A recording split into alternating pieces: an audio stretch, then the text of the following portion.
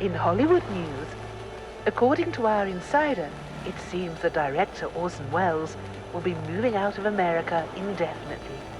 The reasons are still unclear at the moment, but my sources have told me that Welles is set to hold a press conference in Rome later this month on the 12th. Other than that, no further information has been given. Stay tuned to our broadcast as the story develops. In the meantime, perhaps an introduction to Welles's background is in order. So, who is Orson Welles?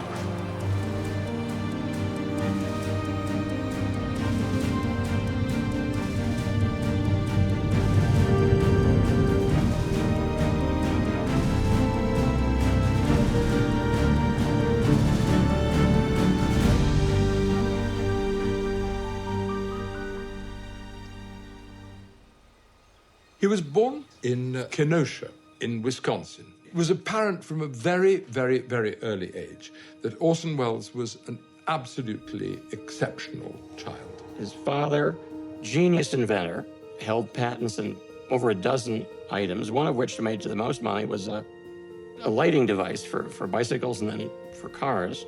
His mother, Beatrice Ives originally, was a stenographer who was also an extremely skilled pianist. She was very much involved in women's liberation. She was on the school board, the first female school board member in the state of Wisconsin. His mother was often very frail, and she was looked after by a doctor called Morris Bernstein. Morris Bernstein had a lot of connections with the world of opera, and Welles was introduced to the world of opera at a very, very early age. Orson Welles didn't really have a childhood because so much was expected of him. He was quoting Shakespeare and also other classical authors at a profoundly early age. Beatrice Wells died quite suddenly of jaundice, not something from which one would die now. But Wells was only 9 at the time, and he was becoming very difficult to handle, hard to discipline. His father and Dr. Bernstein determined that he'd better be sent away to a very strict school. The school called the Todd School for Boys. Unbeknown to them, the headmaster of the Todd School had retired in favor of his son, Skipper Hill, Roger Hill, who it turns out was an absolute educational radical, took over the school and transformed it into a progressive school. It had an unusual approach to education. It wanted to encourage creative work by the boys there, let them follow their own interests. Roger Hill is my grandfather. I grew up at the Todd School for Boys, where my grandfather was the headmaster and the owner, and had a phenomenal youth. Some boys were involved in market gardening, growing cabbages and various other vegetables. Other boys were involved in constructing an aeroplane. And right in the center of the school was this wonderful and newly equipped theater. And Wells made a total beeline for that theater. And they had an important theatrical production tradition there. The boys there would put on plays, and they traveled to Chicago. They won prizes. And Orson became Hill's assistant very early on, maybe 10, 11 years old. So by the time that Welles had entered his teens, he was already directing the Todd Troopers. He adapted plays, he directed them, he starred in them, he designed them. He was already, as it were, at that early age, the man who made Citizen Kane.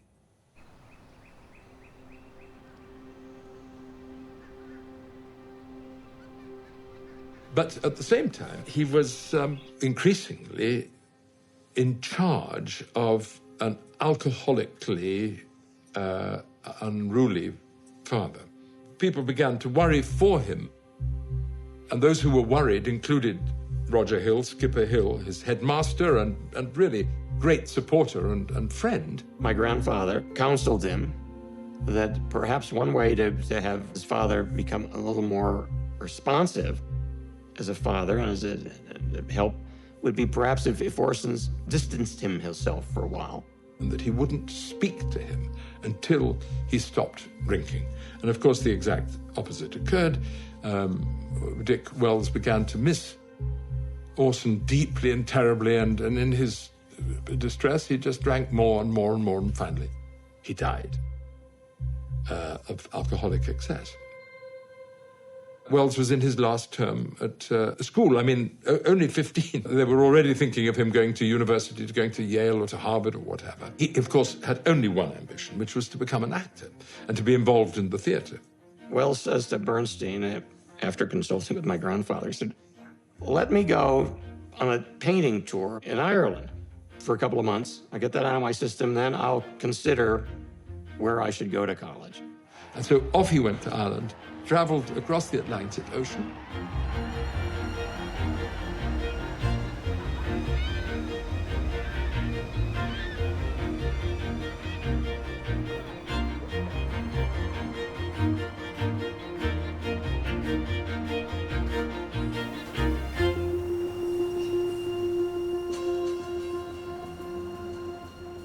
The Great Depression started with a terrible stock market crash in the fall of 1929. There is massive unemployment, and there is no safety net. So people just kept losing more and more money, and nobody knew where the bottom was. The economy is shutting down, the financial structure is wobbling, and by 32, it looks like it's going to completely collapse. The president at the time of the great stock market crash of 29 was Herbert Hoover. People desperately needed a change. They needed some hope. And that's what Franklin Roosevelt provided them in 1932 when he ran for office. He was born in Hyde Park, New York, which is a little town on the Hudson River.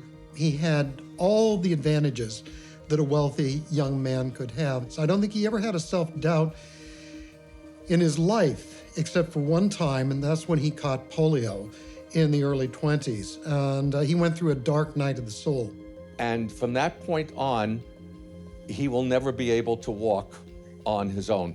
He tried to recover from that tragedy by going to a warm springs resort. And it was there, in the warm springs there, that Franklin Roosevelt came into contact with people of different races and classes whom he'd never met before.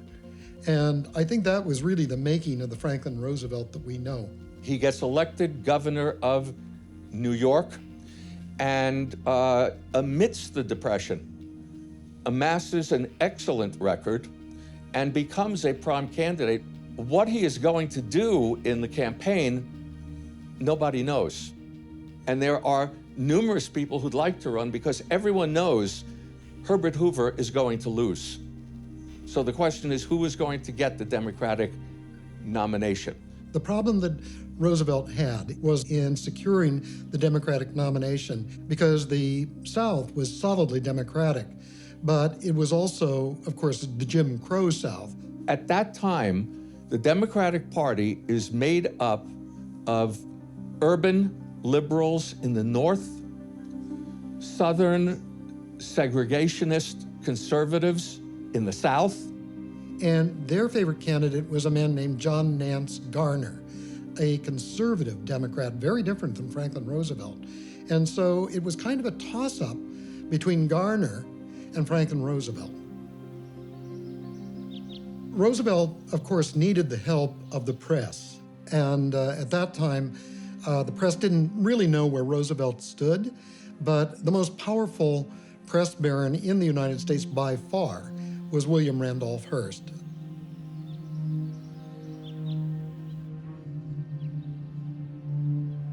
I am not telling you who will be the next president of the United States. I am asking you, who will be the next president?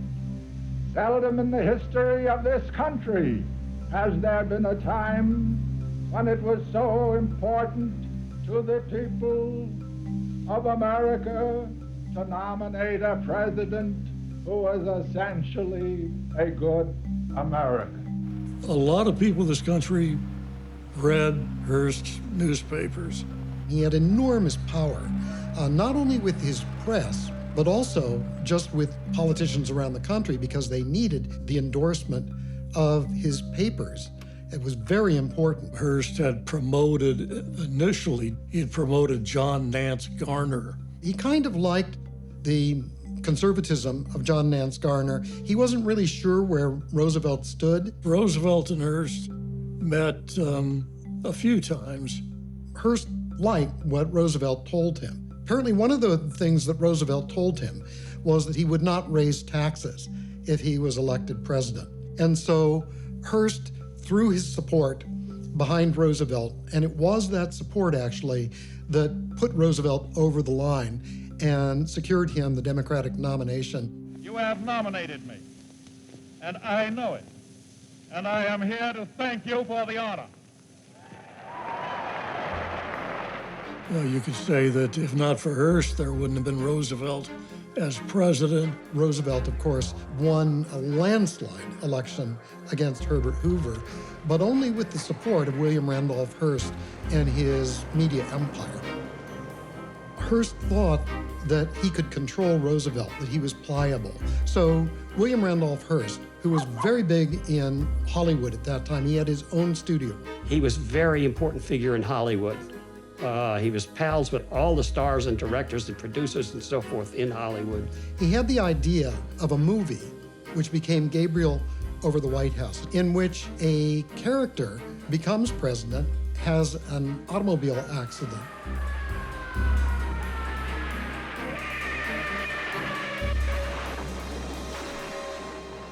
Then has a complete personality transformation and becomes dictator of the United States. During the period of that adjournment, I shall assume full responsibility for the government. Mr. President, this is dictatorship. Senator Langham. I think it's a fascist movie.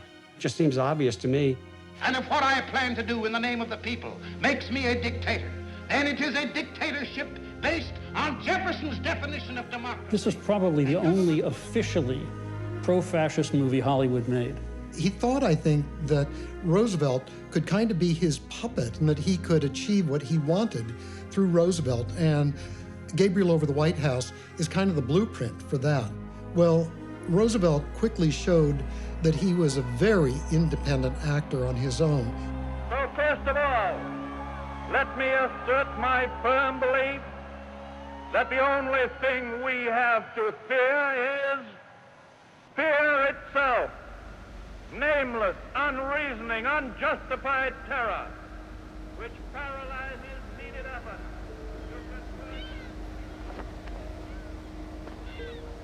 He did indeed do some sketches and a bit of painting, and he got himself a donkey and a cart. But what he was really headed for was the theatre. And he goes around with this cart and donkey until he finally winds up in Dublin. Without what are technically referred to as financial resources. Well, I had a few shillings, but I blew those on a good dinner and a ticket to the theater. The theater was the gate. It just so happens, the Dublin Gate, we're going to do something called jus sus. And the villain in the piece, Welles tried out for it, and they decided they would use him. And so at 16 years of age, he found himself on the stage of one of the most renowned avant-garde theatres in Europe. And he became the talk of Dublin. And from there on, his roles became smaller and smaller and smaller at the Dublin Gate. And they, as the saying goes, let him go. Welles basically returned from Ireland with his tail between his legs. So he shows up in New York with fine reviews, goes to the one of these major theaters, and cannot see anybody but the office boy. They won't talk to him. Not because of a lack of talent, but because of a lack of funds. This was in the height of the Depression. And so his options were limited. It's as if from now on in his life, he hit a vein of good luck. So he goes back to Illinois, back to the Todd School, and the Hills take him under their wings again. At that time, Roger Hill was editing a series of Shakespeare plays that became known as Everybody's Shakespeare. Roger Hill said to me once, I always was looking for ways to keep him busy. So he involved him in that project. And while they were working on that project, the Hills were invited to a party at the University of Chicago, and they took Wells along with them. At the same party, Thornton Wilder, the American author Thornton Wilder, was there. Wilder very politely asked Wells about himself, and Wells told the story of how he'd ended up at the Gate Theatre in Dublin. And Thornton Wilder said, "But I know all about you. My sister lives in Dublin. She wrote to me about you. She's told the whole story. It's an extraordinary story.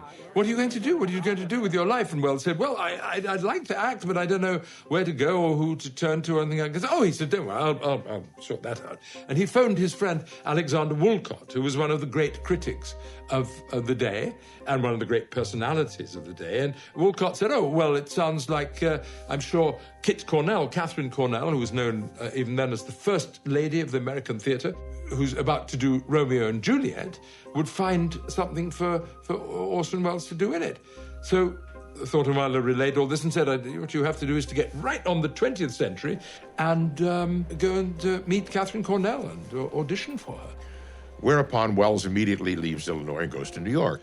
And Catherine Cornell at that time was starting up a tour that she was going to take all around the country. And she hired Wells.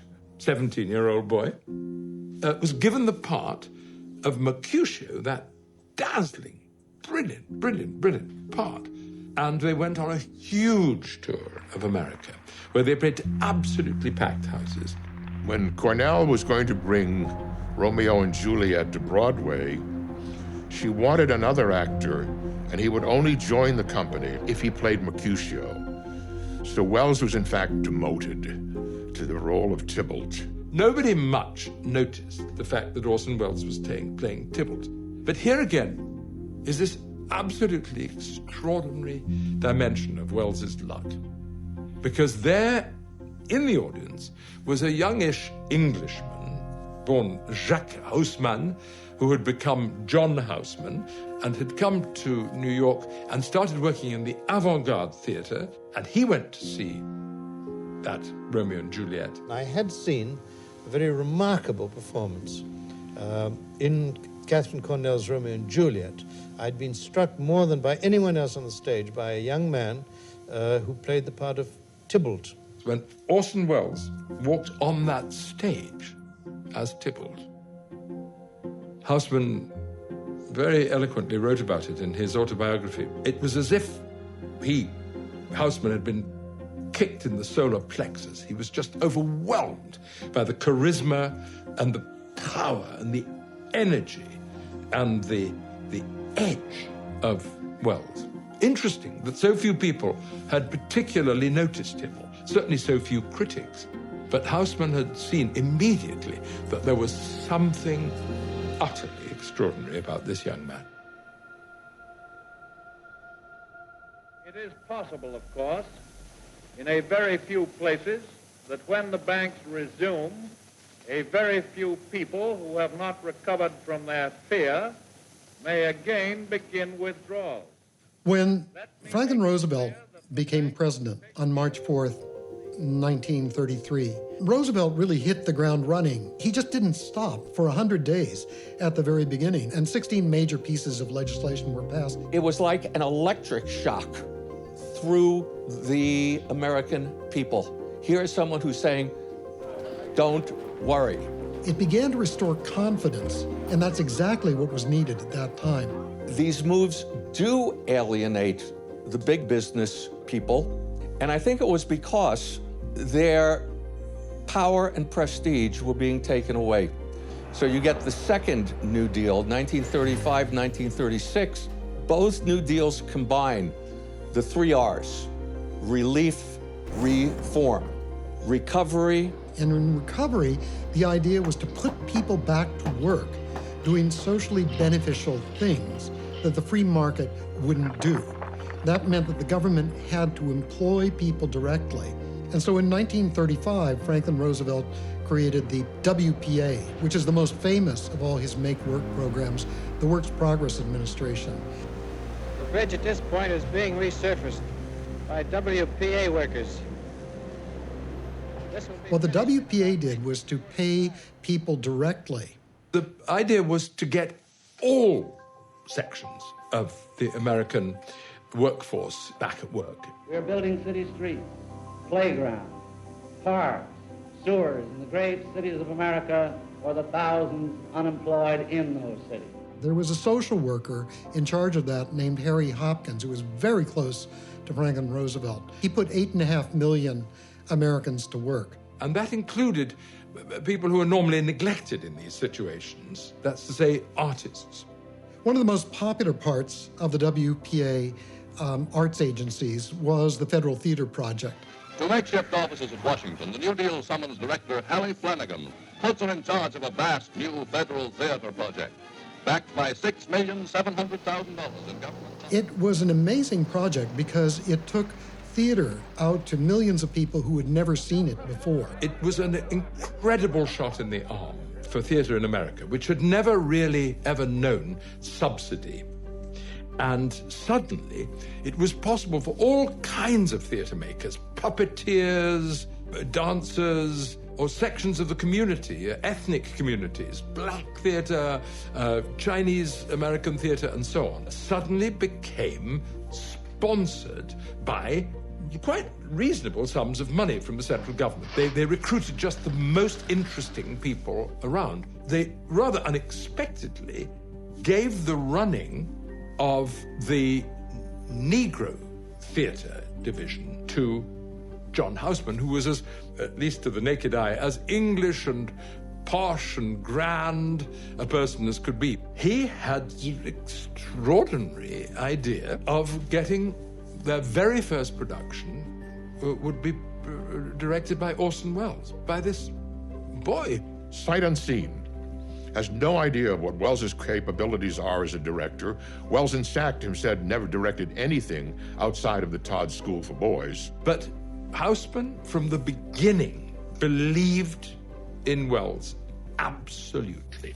I'd formed a great friendship with Orson Welles, who was then only 19 years old. I asked him to try his hand at directing a Shakespearean play with black actors, and he was enormously enthusiastic. I wanted to give the black actors a chance to play classics without it being funny, you know, or even exotic. It's just, there it is.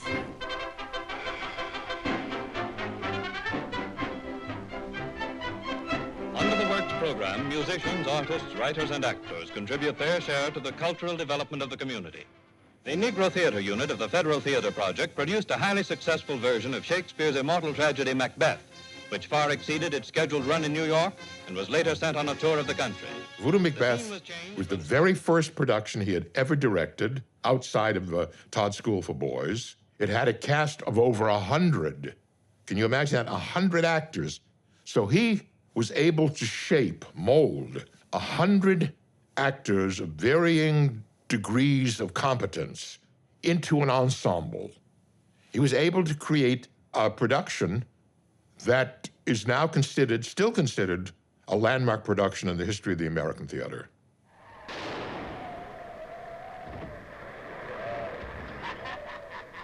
My name's Macbeth. The opening night, there were 5 blocks in which all traffic was stopped. You couldn't get near the theater in Harlem. Everybody who was anybody in the black or white world was there. And when the play ended, there were so many curtain calls that finally they left this curtain open and the audience came up on the stage to congratulate the actors. And that was magical.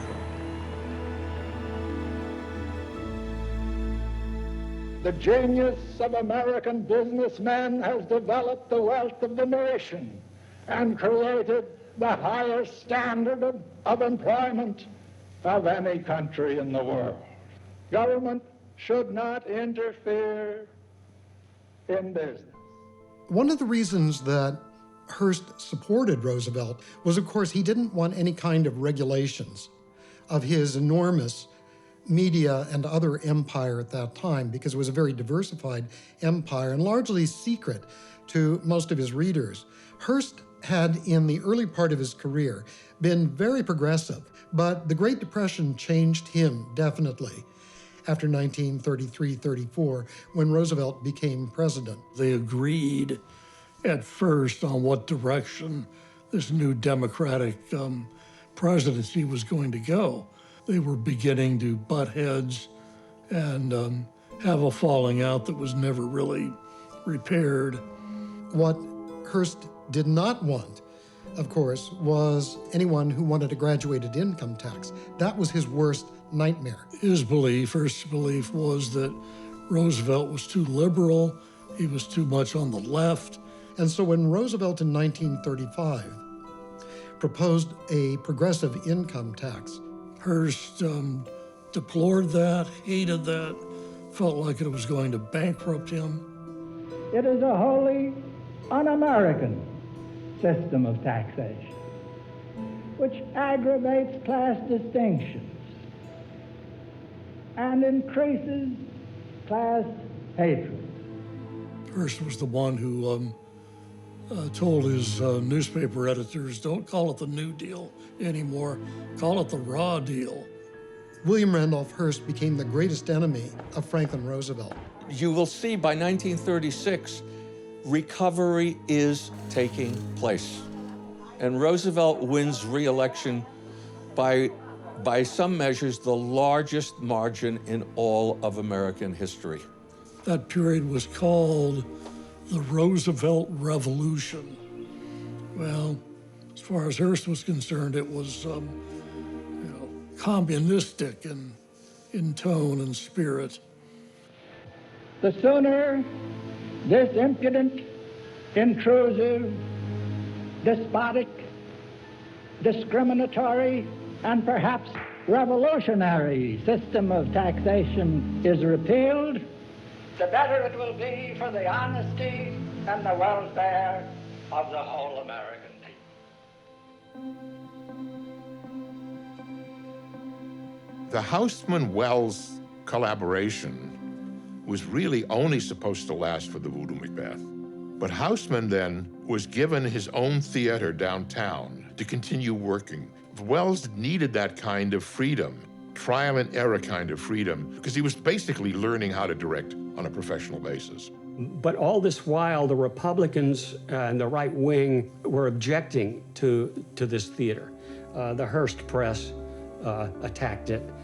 Hearst was always critical of anything that the government did in terms of giving to the population, anything that could smack of a socialist orientation. There was a division of the Federal Theater Project that did new and often very controversial works.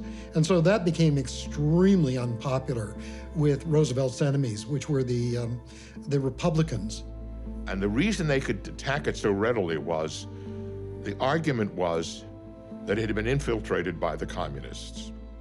But it was the easiest part of the WPA program to attack, and by starting there, you could gradually eat away at the whole thing. And so the WPA Theater Project was the first to be hauled up before Congress and essentially tried. There was a literal trial of the Federal Theater Project. Hallie Flanagan, the head of the Federal Theater Project, was brought before Congress. Wells had done a production of Marlowe's Dr. Faustus. So this dinosaur, thinking himself authoritative, he said to Hallie Flanagan, "This Marlowe, okay, is he a communist?" And Hallie Flanagan had to remind him that Christopher Marlowe was a contemporary of Shakespeare's. And it was one of the first WPA projects to be put out of existence because it was thought to be commie-infiltrated. What Roosevelt had done was to decide that in order to stop this red-baiting attack against him, he would allow the Federal Theater to be dissolved. This was the beginning of a whole new history in the United States.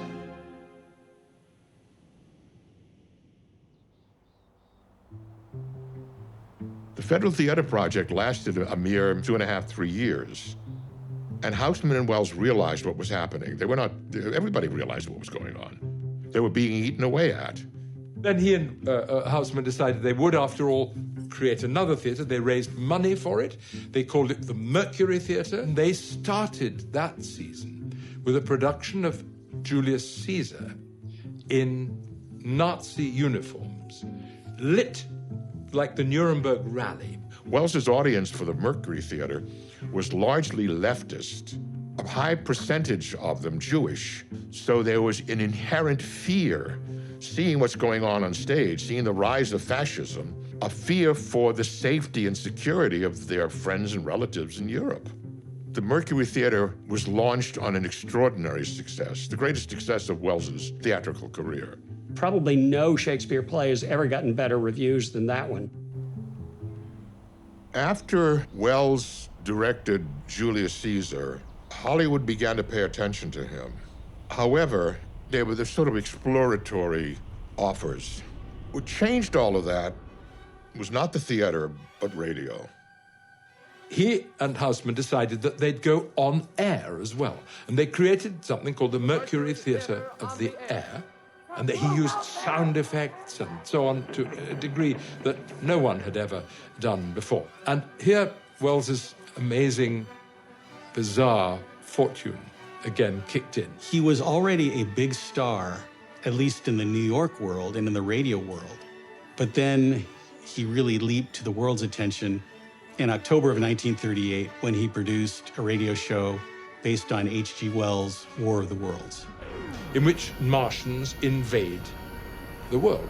They decided to set it in Grover Mill, New Jersey, now, today, as if it was happening this minute. What was on mainstream radio, to which millions and millions and millions of people were listening, instead of the thousands who were listening to the Mercury Theatre of the Air, that exactly was on at the same time as Wells's show, was Charlie McCarthy and Edgar Bergen, a ventriloquist doll, and his manipulator. If you're not doing anything, no, you don't. And that night, they decided to field a new vocalist, and she wasn't very good.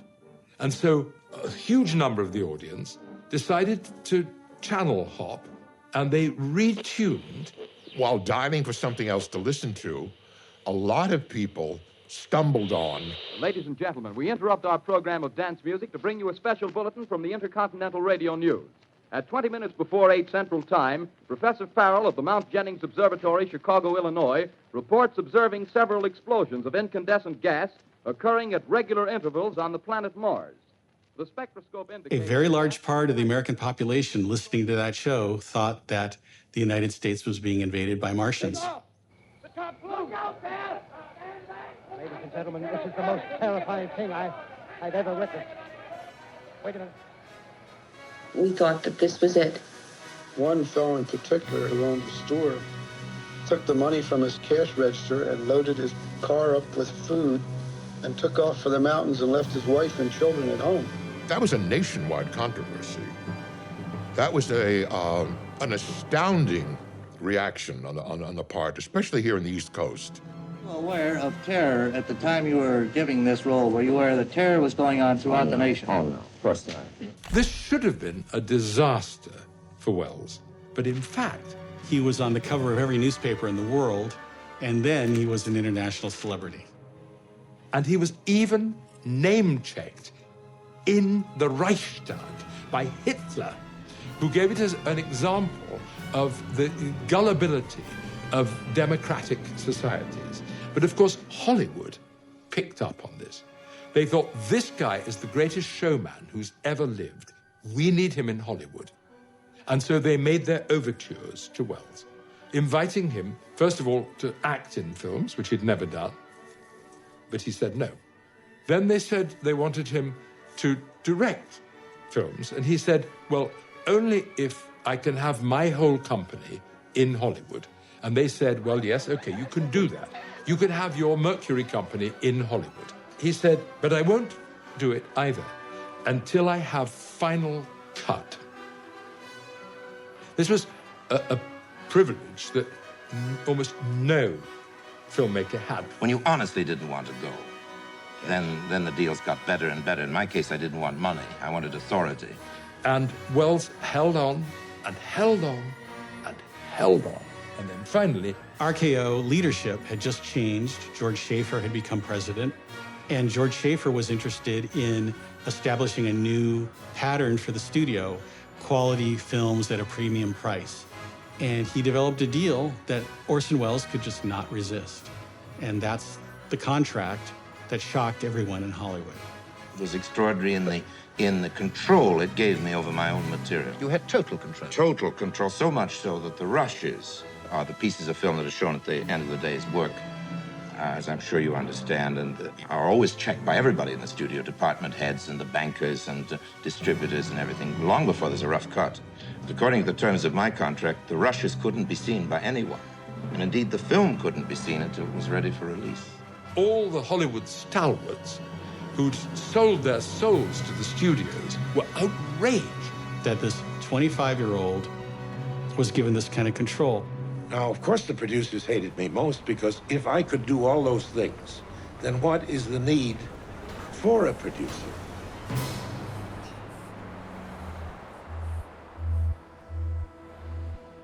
War had already broken out in the Far East.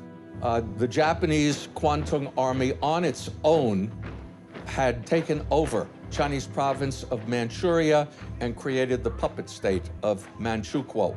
Hitler has ripped up the Versailles Treaty. He has rearmed Germany. The Allies, Britain and France, do nothing.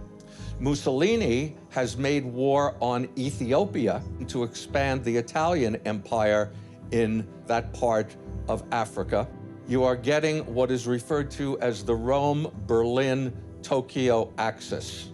Italy, Germany, and the Japanese, powers who are going to attack the status quo and overturn it with violence. How far they want to go, nobody knows. And Roosevelt's, by the way, running for an unprecedented third term because of the international crisis. There's no question that by 1940, when Franklin Roosevelt became president for the third term, he was very worried. The feeling in the United States is that our entry into World War I had been a monumental blunder. Another war, not for me. This time America should keep out, and I know I will.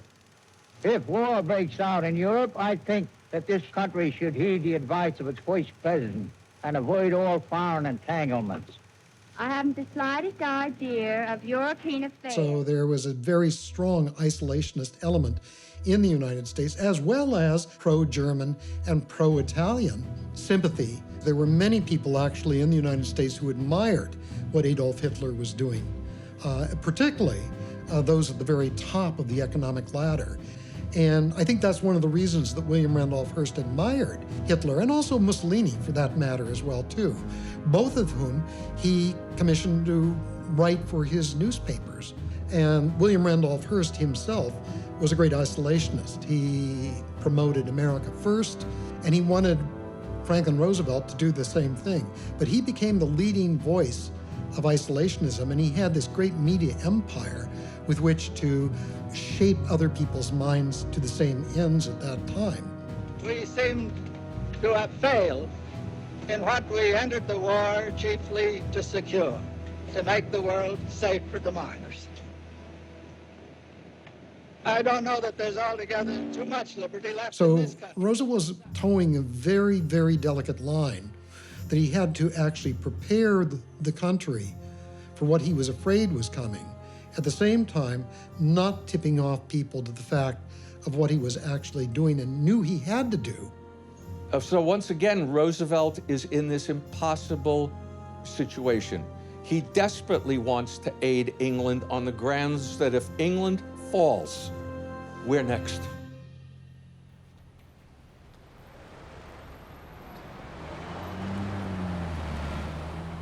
Once he got to Hollywood, he found life a little difficult Britain was at war already. Most of Europe was at war. The studios were extremely anxious about giving offense to the Germans. It was a big market. They didn't want to cut that off. And for RKO, it really looked like they would be in trouble because George Schaefer told his staff their 5 biggest money-making films would have all lost money if they had not had the European markets. Almost every project that he offered up had an anti-Nazi slant to it. And so project after project after project was turned down by the studios. But by January of 1940, he was at the point where he had already passed his first deadline for what should have been the production of his first picture. And he was looking for his next project when Herman Mankiewicz entered the picture. An alcoholic and embittered studio screenwriter who had formed a vicious hatred for William Randolph Hearst, the newspaper magnate. Wells realized when Mankiewicz started talking to him about Hearst that he had his subject. I made no campaign promises because until a few weeks ago, I had no hope of being elected. What we have here is, again, in keeping with the other elements of Welles's career, we have another anti-fascist film, since Hearst was a proto-fascist or a very right-wing figure. They're too intelligent to embark on a project which would mean the end of civilization as we now know it. Take my word for it. There'll be no war. And so he and Mankiewicz worked together on the screenplay. Then they decided to write their separate screenplays. He sent Herman Mankiewicz out into the desert to Victorville, California, along with John Houseman to ride herd on him and be his editor. What Mankiewicz and Houseman produced from February to April of 1940 was a first draft script, a huge script titled American. Wells saw that screenplay. He was absolutely enchanted by it, but it was far, far, far too long, and it was far too on the nose about Hearst. His was much more an attack on Hearst. And I got his script, and I used what I wanted and used what of mine I liked. Meanwhile, in the commissary at RKO, a chap had come up to him and introduced himself as Greg Toland. He said, I want to make your picture. And I said, well, that's wonderful. Why? I don't know anything about movies. And he says, that's why I want to do it. And in this case, I had a cameraman who didn't care if he was criticized if he failed. And I didn't know that there were things you couldn't do. So anything I could think up in my dreams, I attempted to photograph. He once explained to me the secret to how he works. He says, I can't stand repeating a pattern, something that someone else has already done. I have to approach it as an experiment. Anything that I work on is an experiment. Not long after that, American was renamed for a very short time John Citizen USA. And then John Citizen USA got thrown out as a title, and no one could think of what a good title would be until George Schaefer came up with a title himself, which was Citizen Kane.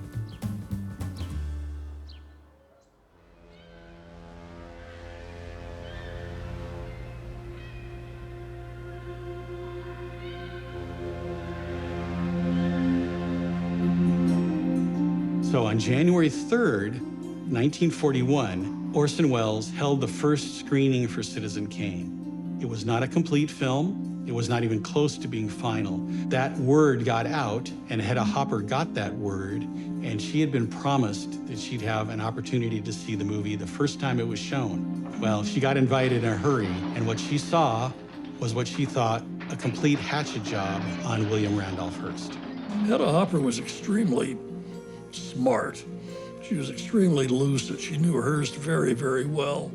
So the first thing she did when she left the screening was she called one of Hearst's attorneys and alerted them that this movie was all about William Randolph Hearst and they needed to get a look at it. The word came down to Luella Parsons, who was Hedda Hopper's primary competition, and Luella Parsons got her own screening of the film. So Luella had been on the set and had loved it. Now imagine what happened when the opposition press found out what the picture was. So that really raised the roof, you know. She immediately started calling everyone in Hollywood. She called George Schaefer, saying that they were going to have the most beautiful lawsuit ever over this movie. She called every head of every studio in Hollywood. One of the things that Luella Parsons was promising would be that there'd be explosive coverage of Hollywood, stories that had been held back for years as favors to the studios about sexual activities, about drug use, about unwanted pregnancies. All of those things would have come out in articles, she said, if Citizen Kane wasn't handled. Orson Welles, because of his connections with Hollywood and his mastery of mass media, in fact, was in some ways more of a challenge to William Randolph Hearst even than Franklin Delano Roosevelt. At some point during the pressure on Citizen Kane and RKO, George Schaefer met with the head of MGM in New York. We'd like to buy the movie and the negative and burn it, and we'll pay you whatever it costs to make the movie. Schaefer never, ever budged an inch. He stood behind Welles 100%, despite being offered millions to destroy Citizen Kane. George Schaefer had to make a decision about Citizen Kane. He really rolled the dice. He decided to show the film to the chief executive officers of all the holding companies that own the studios. In other words, the bosses of all the guys in Los Angeles. To show it to them and their lawyers. And the whole purpose of this was for them to determine, after seeing the film, these industry leaders, whether they would say to RKO, go ahead and release it, or RKO, in the interest of our business, for the well-being of our business, put it on the shelf, don't release it. Orson was capable of incredible oratory, of course. He made an impassioned plea for the First Amendment, for the right to creative expression, and I think more to the point, if William Randolph Hearst can try to stop Citizen Kane, where is he going to turn next? And they realized that there's nothing factual about Charles Foster Kane that can be pointed directly to William Randolph Hearst. But just to be on the safe side, they recommended a few very modest changes, and the changes were quite modest. They showed the film again to the lawyers only. They signed off on the movie and said it was okay. Even after the movie was signed off by all of the lawyers, they still had problems booking the movie into enough theaters because Hearst's organization was still exerting pressure on all of the major theater operators in America. The theaters were afraid of the pressure. They didn't want to offend Hearst. The threat of the lawsuit was more than enough to stop people from showing Citizen Kane. The traditional story about how this goes is that on January 3rd, Hedda Hopper sees the movie and tattles on Welles, and then everything starts. But what really happened was, and that all did happen, Hearst's organization already knew about Citizen Kane. A few days earlier, they had already refused ads for the movies for one of their magazines, and they'd already started a quiet investigation of Orson Welles. The first was to stop the movie, to suppress the movie, eventually trying to buy it and burn it. The second one was to put enough pressure on RKO and the film industry in general. And the third was to discredit Orson Welles. Most likely, as it turned out, because of his, what they considered his communist leanings. There is nothing mysterious about the manner in which the Federal Bureau of Investigation works. J. Edgar Hoover was the longtime head of the FBI. Hoover, as head of the FBI, was always keen to get as much good publicity for himself and the FBI as possible. And who better to provide that publicity for him and the FBI than the great media baron of the time, William Randolph Hearst. Hearst and J. Edgar Hoover actually had a fairly close relationship, and so the Hearst papers served as a kind of propaganda arm of the FBI. He kept bringing all kinds of stories to Hearst about matters that he thought Hearst would be very interested in, especially matters that involved the left wing. At about the time that Citizen Kane appeared, Hearst, through his friend J. Edgar Hoover, I think initiated the FBI investigation of Welles. His FBI file only begins in 1941.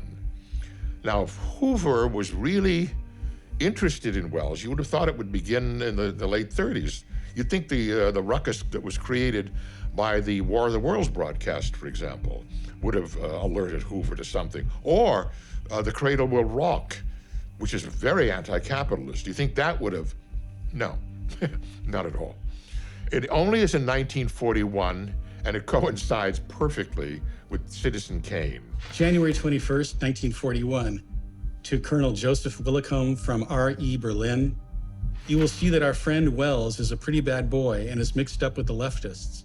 Hollywood is due for a good purging, as the picture industry, I am sure, has a healthy representation from the Communist Party.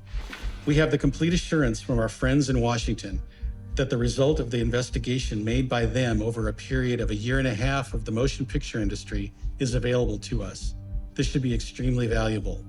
A preliminary and rather hasty investigation of the activities of Orson Welles over a period of 4 or 5 years would definitely indicate that he has acted as a front for the Communist Party, if not an actual member.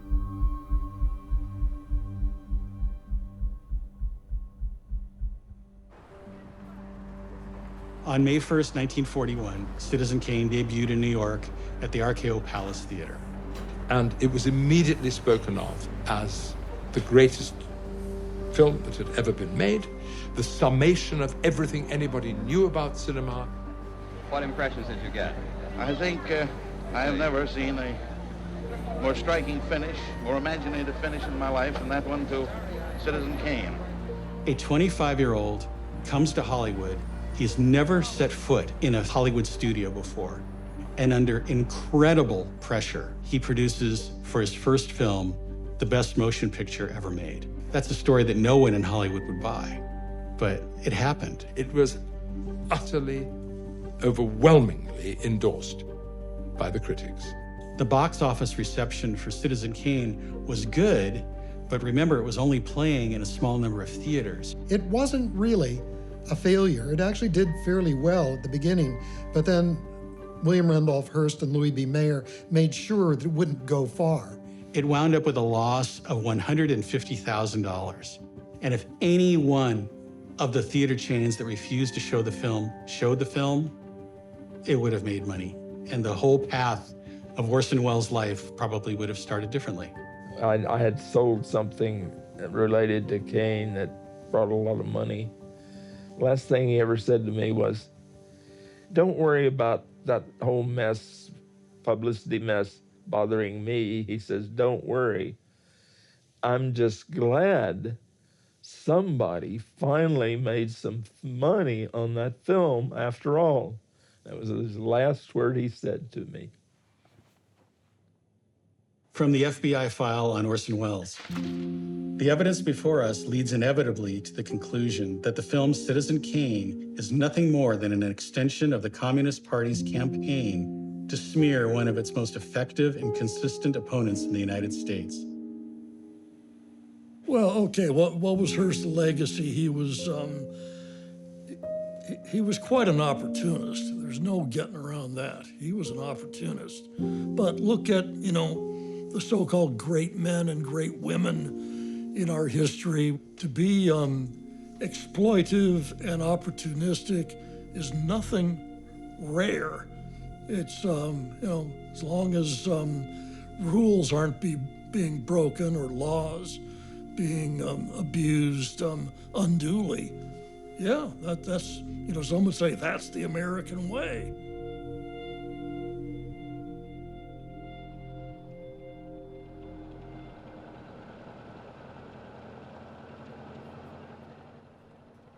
After Citizen Kane came out, he set about to do what should have been really even a better film. The magnificence of the Ambersons began in 1873. Their splendor lasted throughout all the years that saw their Midland town spread and darken into a city. People started to get very worried at RKO that he was going to produce another box office flop. Welles made The Magnificent Ambersons, but history was against him. We interrupt this broadcast, bring you this important bulletin from the United Press. Flash, Washington. The White House announces Japanese attack on Pearl Harbor. Well, the United States before December 7th, 1941 was a very different country than it was the day after. And that was because there was a very strong isolationist element in the United States until December 7th, 1941, when all of a sudden Because of the bombing of Pearl Harbor, the sympathy changed. Roosevelt, of course, was absolutely furious. December 7th, 1941, a date which will live in infamy.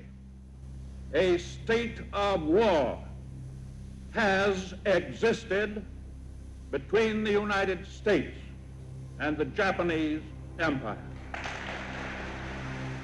But all of your war plans are that in the event we have to face the Japanese, the Italians, and the Germans, we shall assume the defensive against the Japanese and concentrate on defeating Germany first. But you're not at war with Germany. How are you going to square this circle? Adolf Hitler solves the problem. He declares war on the United States, which makes it then a true world war. Today, the President's good neighbor policy is being vigorously pushed in the State Department's division of the American Republic. To the 21 neighbors to the south, the United States has given assurance that their sovereignty will be respected, and if necessary, even defended.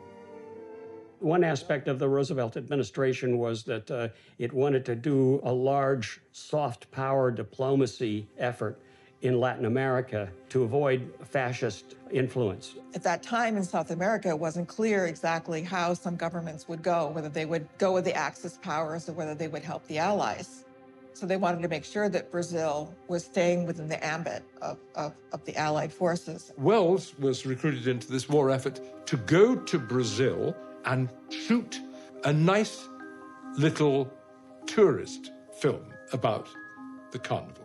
I was sent to South America by Nelson Rockefeller, Jock Whitney.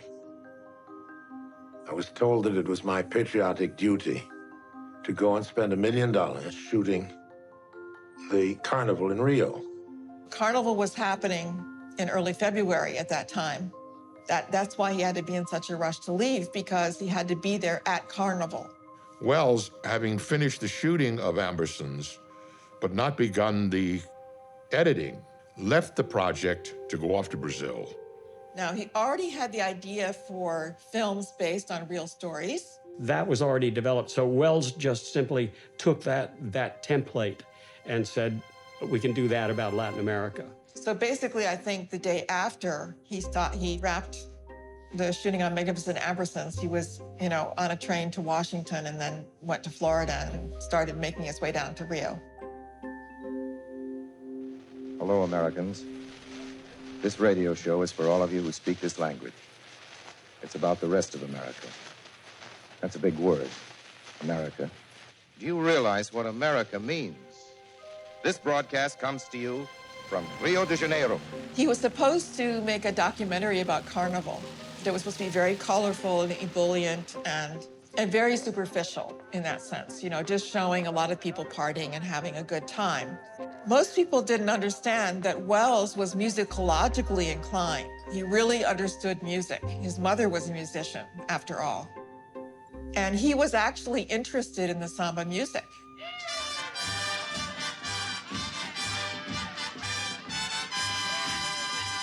What he wanted was to understand, where does the music come from that's in Carnival? Because he liked what he heard. And he said, this is how you create allies. This is how you create some kind of cultural exchange, is by people understanding each other's music. And he wanted to celebrate the strength of Afro-Brazilian music. The Carnival wasn't just about samba. Samba had its roots in African music, and he wanted to show where the roots were so people could understand.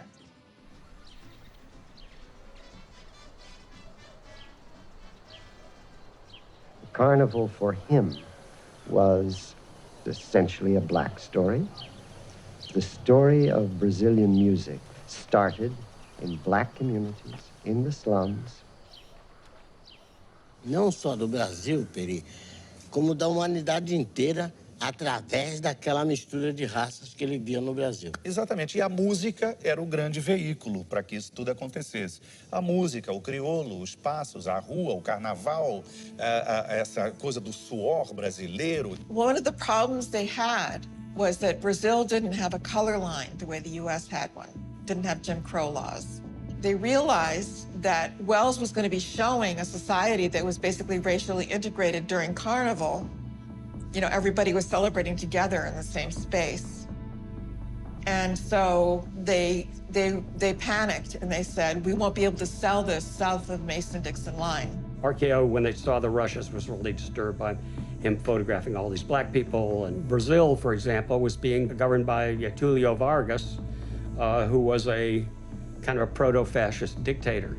Vargas wanted nothing but white people as well. We didn't want the seedy side of shown. We wanted something uplifting. I guess some of that was brought out in the Lynn Shores reports. Lynn Shores was a henchman that they sent to sort of represent the studio. He was virulently racist. Lynn Shores was again overseeing things in Brazil and writing back to RKO saying,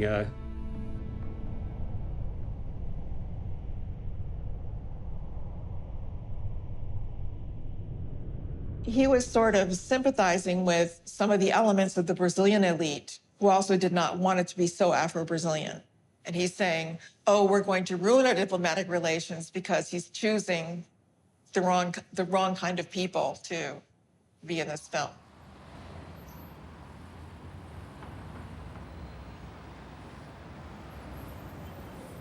The Jim Crow laws were oppressive, with segregation. They were not allowed to drink from the same water fountains.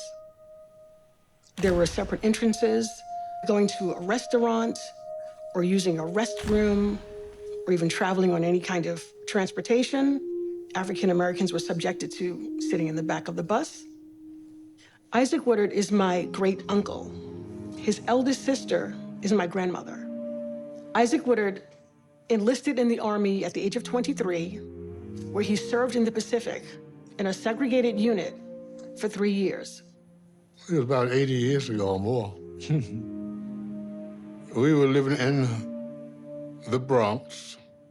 My uncle came into the house, and everybody hugged him, and I didn't know who he was, so I hugged him too. I grabbed him by his leg. That's my first memory of him.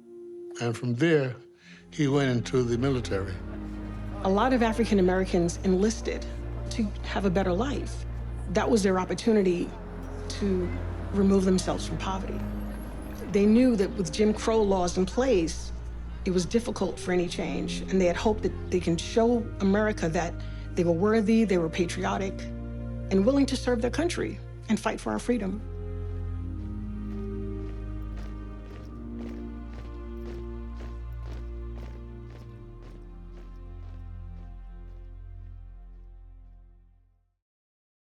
Welles went to Brazil, instantly fell in love with the place, leaving the rushes of Magnificent Ambersons behind in Hollywood. He did what he could to finish shooting Magnificent Ambersons, and then he had already knew Robert Wise. And the plan was to have Wise fly to Brazil and with the work print and to edit the film. But wartime travel prevented Wise from getting down there. And Welles didn't know that until the last minute. I mean, he was imagining that he was going to have the possibility of actually editing the film while he was working on Carnival. RKO was bought by the Floyd Odlum Company, and a new management moves in that's really hostile to Welles. Pressure is put on Schaefer, who ultimately has to leave. And so the inevitable happened. The studio took hold of it. They put it out to preview audiences. And The Magnificent Ambersons is a film about the disastrous invention of the automobile. It's an elegy for a lost and more gracious America. Couldn't have been worse timed. The audience would see it blind, and they'd come out and fill out cards afterward, giving their response. There were kids, mostly, that it was shown to. And of course, they wouldn't, under any circumstances, have enjoyed Magnificent Ambersons. But at the time when they were about to be called up to go to war, it was exactly what they didn't want to see. I've seen the preview cards from Ambersons. There were people who didn't like the movie, but there were other people who said, this is the greatest movie I've ever seen in my life. In any case, RKO just took this as ammunition because, as I say, they wanted to be rid of Welles. The studio, now no longer in the hands of George Schaefer, The studio and the Charles Corner took the material and cut it savagely and brutally. RKO cut a significant amount from the film and added a new ending. But it's a sentimental mess and very, very different from the way Welles wanted to end it. The RKO executives had a meeting, and ironically, they were going to invoke the war as the reason for ending Welles' contract. So they destroyed Ambersons, and the picture itself destroyed B. The film was put out on a double bill. It was a flop. It was hardly noticed at all. So Lynn Shores is dispatching people back to Hollywood, you know, saying, well, okay, the guy's contract is up. We're not going to stay down here shooting in Rio any longer. And so he sent everyone else back to Hollywood. And I think he felt a tremendous commitment, especially to the Brazilians and also to the Mexicans, to finish this film. By the time that he was done shooting Jangaderos, I think he knew what he would find when he returned to the States. Charles Corner threw Welles and the whole Mercury unit out of the studio lot, literally put the filing cabinets on the pavement, put up infantile slogans like "All's well that ends Wells." But he assumed that he had a supporter in Nelson Rockefeller. I mean, this was an official project for diplomatic reasons. And he was assuming that he would have the support of the government and that RKO would comply with that. And they didn't. Welles and his company were exiled from the studio and essentially from Hollywood. And Welles himself basically was a finished man. He's gone from boy wonder to the world's youngest has-been.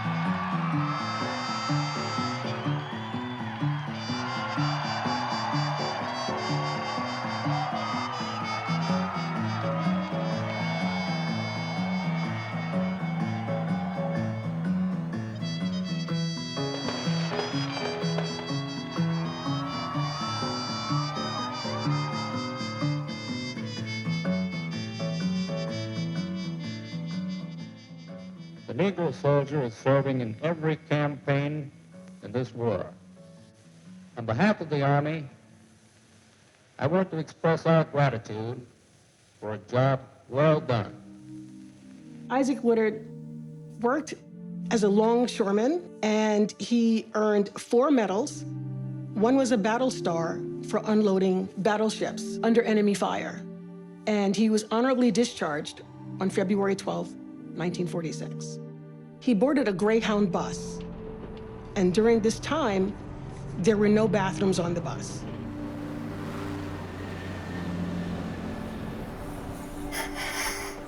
During the bus ride, the driver made a pit stop.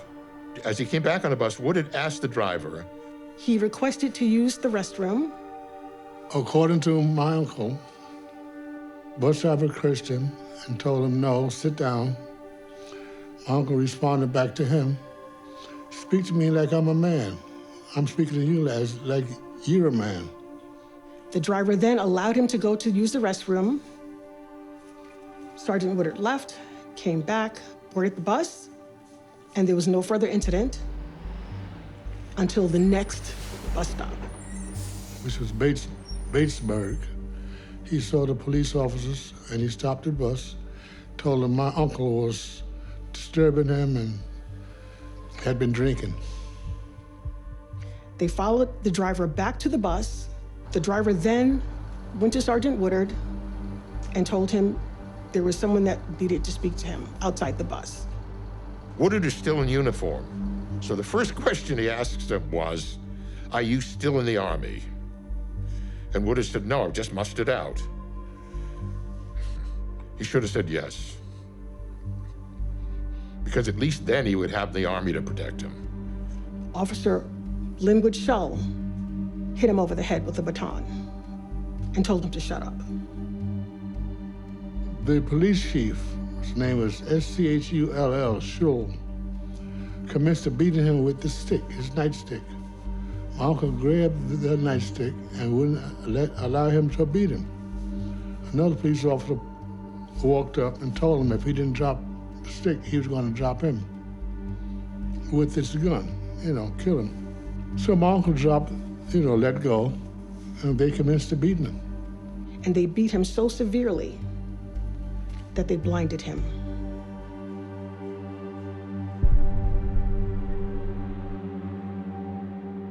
My uncle said they gouged his eyes out, put the stick in there and twisted it. Then he went unconscious. And when they taken him into the prisons, the jail, they poured whiskey over him, saying he was drunken and disorderly. He was left there overnight until the next day, when Linwood Shull returned to the jail and summoned him to appear in court. And they had to lead him to the courthouse, which was right next door. And the judge fined him $40. And he had a check in his pocket, but he didn't have enough cash. So I think he had around $25 that he paid. The judge accepted that. Then they finally taken him to the hospital. My family issued a missing persons report. He was missing for 3 weeks. Isaac didn't even know where he was. The family finally found out his location and transported him to the Veterans Hospital for additional treatment. I remember when my mother went to get him after he came back, and the incident happened. My mother and her sister went to South Carolina to bring him back to New York from the hospital. The sisters take Isaac back to New York, but instead of going to a blind school, he goes to the NAACP. And the NAACP were horrified by this story. So they started a campaign to bring justice to the sheriff, whoever he was. But first of all, nobody knew who the sheriff was. There's just some anonymous Southern law enforcement official, and that could mean anything. Then, after 2 months of going around and trying to find some way to advance this case, there was a publicist who worked with the NAACP, and he said, well, why don't you bring it to the attention of Orson Welles?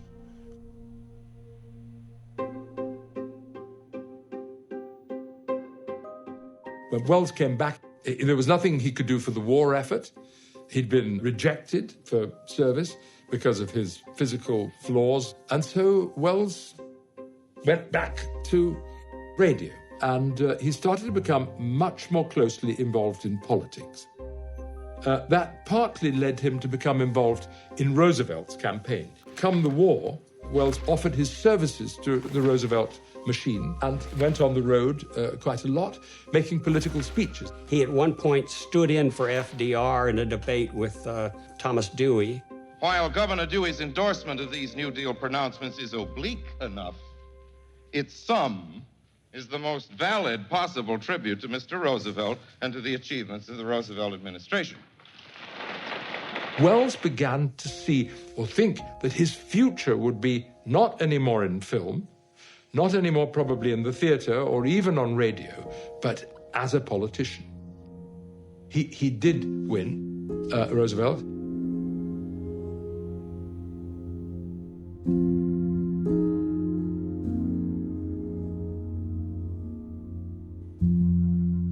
And then, very shortly afterwards, he died. And it was Welles who was selected to make the oration, to speak the eulogy at Roosevelt's funeral. And Welles made an impassioned and extraordinarily eloquent speech. After FDR's death, there was no pillar of liberalism left in America at that point in time. So you had the breeding grounds for all kinds of reactionary behavior. And we have the beginnings of the House Un-American Activities Committee investigations. Welles himself is being investigated by the FBI. Paradoxically, this was a point where Welles was becoming more activist in his politics. Welles came across a story which enraged him and struck him as absolutely, classically demonstrative of the racism in American society. Welles was given a copy of the affidavit that Woodard gave to the NAACP. Within a day or two, he was on the air with the Woodard case. July 28th, 1946. Good morning, this is Orson Welles speaking. I'd like to read to you an affidavit. Welles, when he took to the air, the first of it was to identify Woodard's assailant, and then secondly, to bring him to justice. Till we know more about him, for just now, we'll call the policeman Officer X. He might be listening to this, I hope so. Officer X, I'm talking to you. We invite you to luxuriate in secrecy. It will be brief. Go on. Suckle your anonymous moment while it lasts. You're going to be uncovered.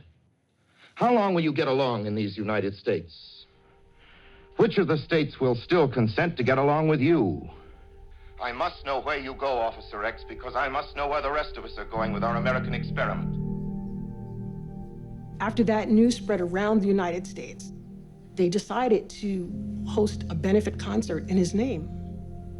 They were able to enlist celebrities like Nat King Cole, Billie Holiday, Count Basie, Joe Louis. Joe Louis had a limousine to our house to pick us up, to take us down there. I was 9 years old, so limo didn't faze me, you know. They sold 36,000 tickets, and all the tickets were sold out in one day. It was so popular that they turned away 10,000 people, in addition, who wanted to attend the concert. To be born free is to be born in debt. To live in freedom without fighting slavery is to profiteer. The morality of the auction block is out of date. There is no room in the American century for Jim Crow. Race hate isn't human nature. Race hate is the abandonment of human nature. But this is true. We hate whom we hurt, and we mistrust whom we betray. There are minority problems simply because minority races are often wronged. The blind soldier fought for me in this war. The least I can do now is fight for him. And until a colored man is a full citizen like me, I haven't the leisure to enjoy the freedom that colored man risked his life to maintain for me. I am in his debt. And this morning comes word that the search has been narrowed still further. I have before me a man by the name of Shaw, Chief L.L. Shaw, has admitted that he was the police officer who blinded Isaac Woodard. Officer X, we know your name now. Now that we've found you out, we'll never lose you. Again and again and again, he was warned by the network to stop it, put an end to this. He ignored that. His films were banned in the Deep South. Well, I'm used to being banned. I've been banned by whole governments. The Nazis in Germany have banned me, and the fascists of Italy and Spain have banned me. Here at home, the merest mention of my name is forbidden by Mr. Hearst to all his subject newspapers. But to be outlawed by an American city is a new experience. I think Orson Welles went against the grain, because here it is, he's supporting this African-American soldier who at the time didn't seem to be worth anything. And he recognized what had happened and the injustice that occurred. Anyone who went against the status quo was seen as an enemy. So what happened was that first broadcast was heard by this man Rankin, this Congressman Rankin, John Rankin, yes, from Mississippi. So Mr. Rankin contacted none other than J. Edgar Hoover and demanded a transcript of that first broadcast, because it was, to Rankin's ears, it was the work of a subversive. No American would say such things on the air. So Rankin immediately was on Welles's case. And that's what brought Welles to the attention of HUAC, House Un-American Activities Committee. The scaly dinosaurs of reaction, if indeed they notice what I'm speaking here, will say in their newspapers that I'm a communist. Communist, no otherwise. I'm an overpaid movie producer with pleasant reasons to rejoice, and I do. But surely my right to having more than enough is canceled if I don't use that more to help those who have less. So finally, he was removed from the air. That's the end of all my broadcasts, a year of them to you. My thanks to you for listening and for all your letters.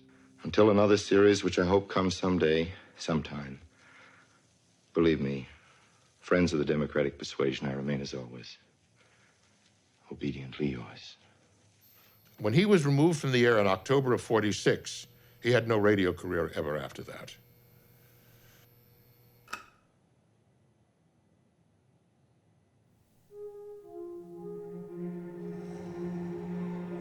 They knew who the offending officers were. Now it was up to the Justice Department to go get this guy. The attorney the Justice Department sent down to Batesburg, South Carolina, to prosecute Linwood Schultz actually said to the jury, verbatim, whatever ruling you gentlemen decide is fine with us.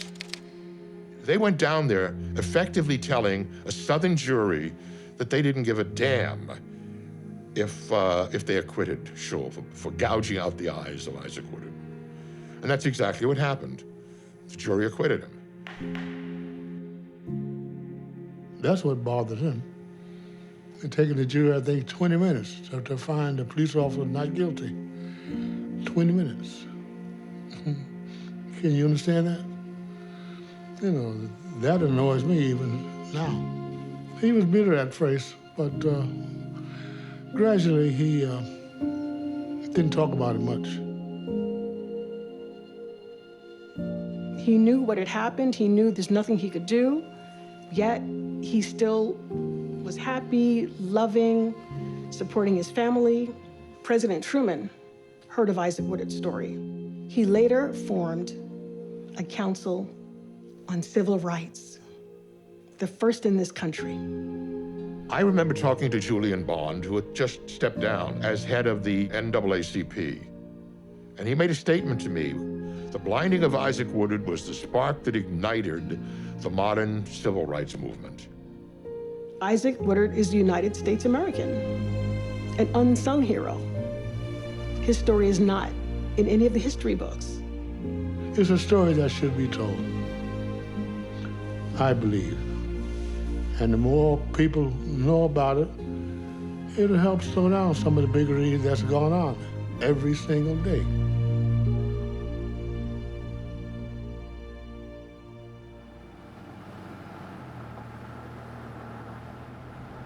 Hearst, you see, launched such an attack on us, particularly on me. I was lecturing in Buffalo. And after the lecture, I was with some people having dinner. And a waiter said, there's a policeman wants to see you. And I turned white. I always feel guilty when policemen want to see me.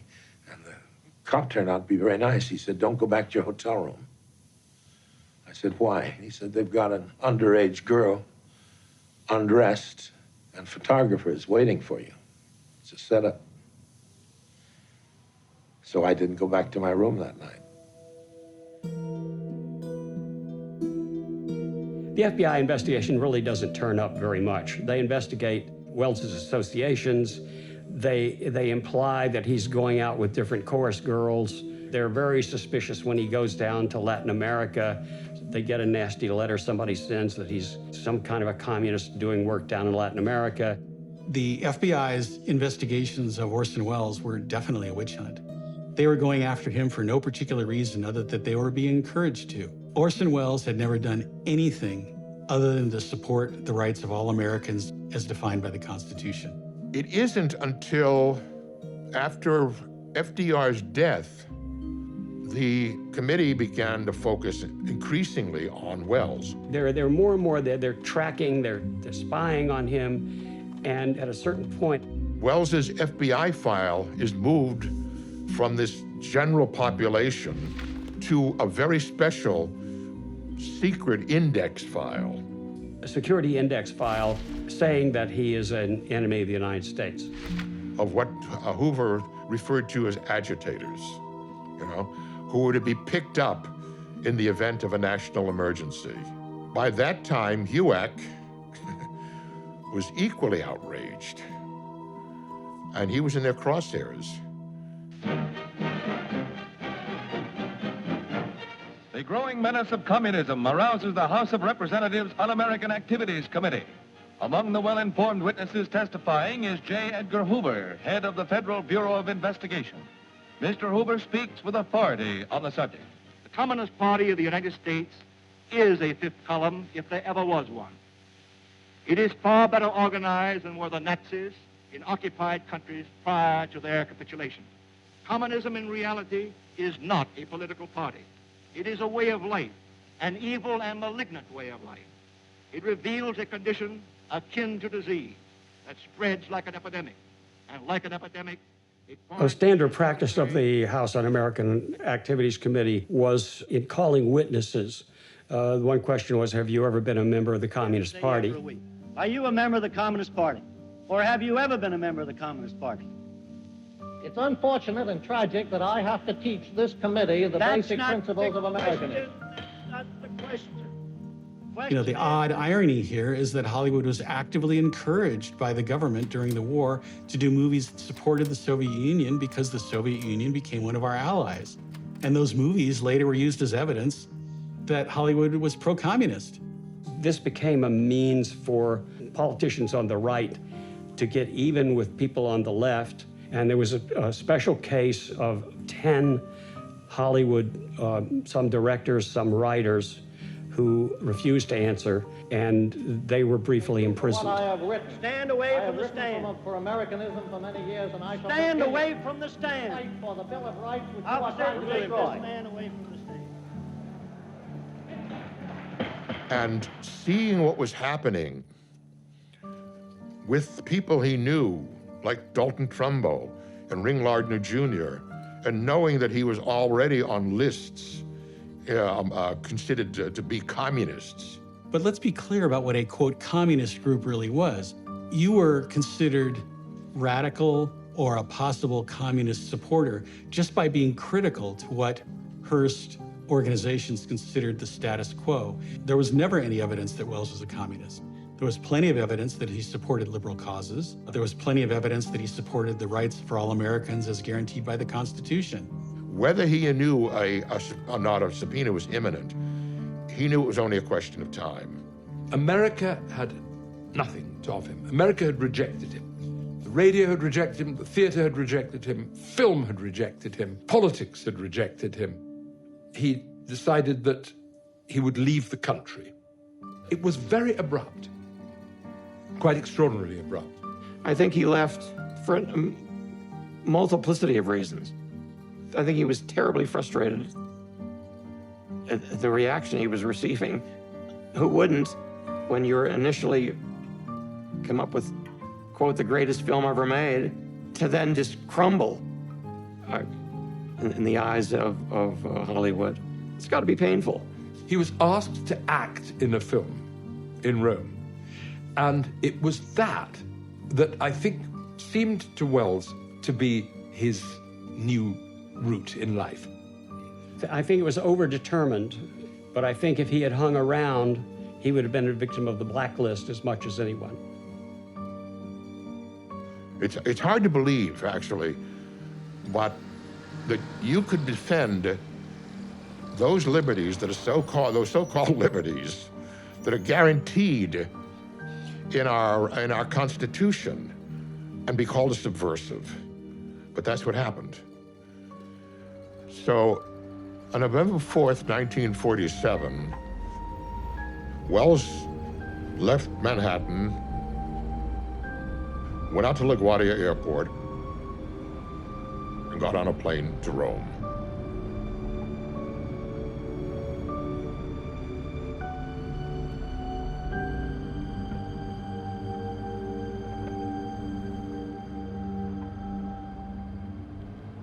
I like living on this side of the Atlantic very much, but I like living in America too. I'm not a refugee, either politically or emotionally from my country. And I'm very happy in America, but it happens that America is not as happy with me as I am with it. You know? Yeah.